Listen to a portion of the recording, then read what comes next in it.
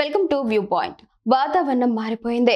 ఓవైపు ఎండలు, మరోవైపు వర్షాలతో వాతావరణం భిన్నంగా ఉంది.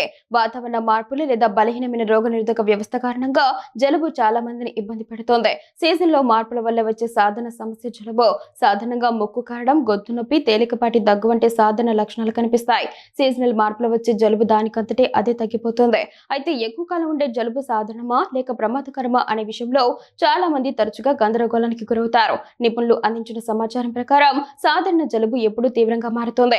వెంటనే డాక్టర్ ని కలవాల్సిన హెచ్చరిక సంకేతాలంటే ఇప్పుడు తెలుసుకుందాం. ప్రతి జలుబు ఒకేలా ఉండదని నిపుణులు అంటున్నారు. కొన్ని వైరల్ ఇన్ఫెక్షన్లు 5 నుంచి 7 రోజుల్లో తగ్గిపోతాయి. అయితే అలర్జీలు, సైనస్ ఇన్ఫెక్షన్లు లేదా ఇతర కారణాల వల్ల మరికొన్ని ఎక్కువ కాలం ఉండే జలుబుకు కారణమవుతాయి. బలహీనమైన రోగనిరోధక శక్తి లేదా ఇది మరింత తీవ్రమైన ఇన్ఫెక్షన్ కు సంకేతం కావచ్చు.